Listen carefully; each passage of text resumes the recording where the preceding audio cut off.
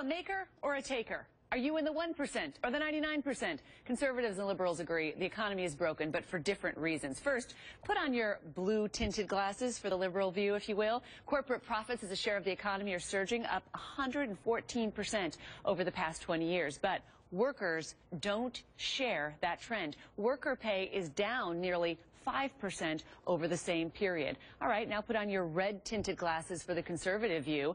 The Conservative Tax Foundation says the rich are subsidizing the poor. If you make $17,000 a year or less, for every dollar you pay in taxes, you get back $8.13 in government services. But at the other end, if you make $120,000 or more a year, you get back only 25 cents. The makers versus the takers, complicated further, according to liberal Democrats, by corporations they call welfare kings. Their biggest target, Walmart. A report earlier this year from Democrats on the House Committee on Education and the Workforce charged that one Walmart supercenter with 300 workers would cost taxpayers $904,000 each year in Medicare and welfare subsidies. Congresswoman Jan Schakowsky is an Illinois Democrat who has called Walmart bosses welfare kings. She joins me now. Congresswoman, thanks for joining us. You know, I asked Walmart's U.S. CEO Bill Simon about your contention that taxpayers are subsidizing Walmart workers. I want you to listen to his response.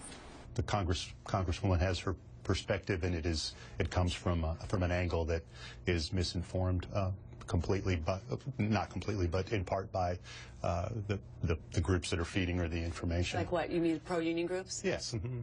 So he says you're misinformed, and that's simply not the case. Is he wrong? He is absolutely wrong. Almost half of the Walmart workers would make less than $10 an hour. And so what do they have to do in order to make ends meet? They go to the government and ask for Medicaid. They ask for food stamps. They ask for subsidized housing. And why?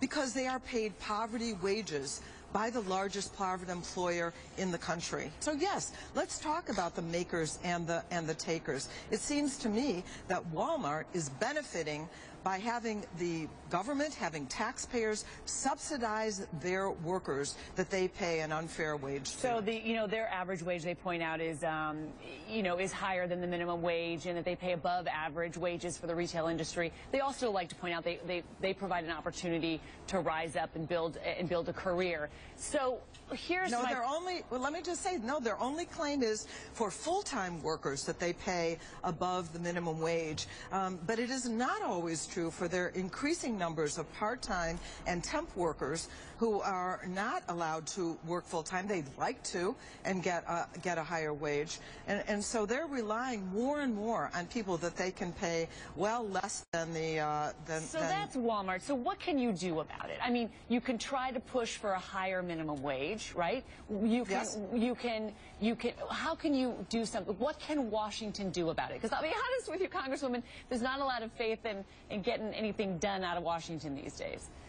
Well, I think there are things besides Washington, although I very much support raising the minimum wage, which raises wages really for all workers by pushing up the wages even of people who are not minimum wage workers. And by the way, 2/3 of minimum wage workers are women. Often they're trying to raise their families on part-time jobs and low wages.